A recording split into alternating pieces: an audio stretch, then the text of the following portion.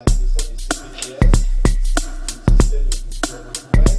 Moi j'appelle ça le village de la santé, parce que d'abord c'est le département rural, que le village, ça donne bien, et puis surtout, j'ai une prévention particulière. Jean-Carl Grelier, député Les Républicains du département de la Sarthe.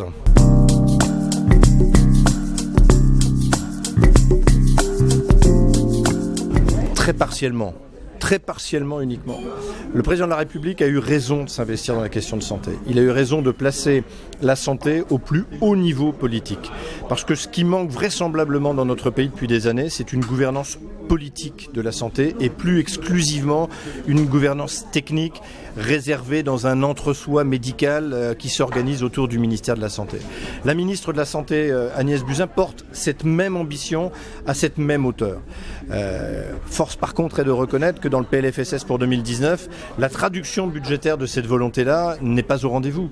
On a le même PLFSS que l'année d'avant, avec les mêmes sources d'économie aux mêmes endroits. On va cette année encore sacrifier le monde du médicament, quitte à ce que la France perde une partie de son indépendance en matière d'approvisionnement. Voilà ce qui va se faire. Alors, bien sûr, il y a quelques mesures qui sont intéressantes. L'organisation territoriale qui est prônée par le président de la République va dans le bon sens. Les coopérations locales vont dans le bon sens pour peu qu'elles soient soutenues financièrement par l'État.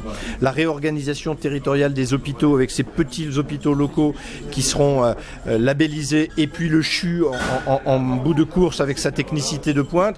On a là quelque chose qui est pertinent. Voilà. Il faut par contre que les finances soient au rendez-vous. Je pense qu'on n'en sortira pas dès lors qu'on n'aura pas, comme nous y invite le président de la République, changé de paradigme et changé de regard, y compris sur le moyen de financer l'assurance maladie. L'assurance maladie est aujourd'hui dans un entonnoir d'orthodoxie budgétaire. On ne la gère qu'à coup de rabot. On ne l'examine que sous l'angle des économies à réaliser.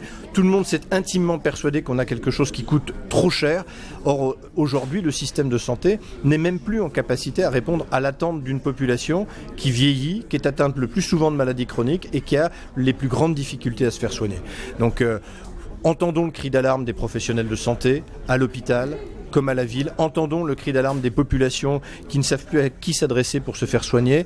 Et là, on trouvera la vraie volonté. Le président de la République et la ministre de la Santé ont manifesté une volonté. Je veux continuer de croire que là où il y a une volonté, il y a un chemin. Je suis moyennement satisfait. Je suis satisfait des principes posés, des volontés exprimées, pas encore totalement des moyens mis à disposition pour le faire.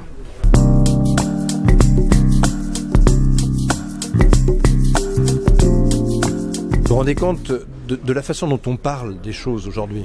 C'est-à-dire qu'on est en train de dire finalement, parce que le président de la République va faire évoluer l'ONDAM de manière un peu supérieure, on va faire un peu moins d'économies. Mais quand on fait un peu moins d'économies, on n'injecte aucun moyen nouveau ni supplémentaire. Or, c'est de ces moyens-là dont a besoin l'assurance maladie.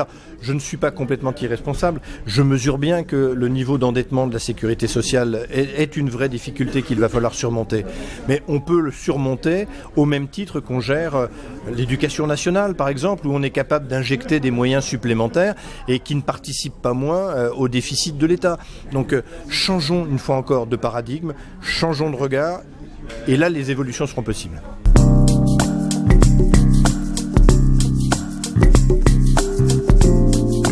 Non, le travail parlementaire depuis des années n'est plus accessible, mais c'est pas une nouveauté, c'est pas propre au PLFSS. Le rythme du travail parlementaire est devenu intenable.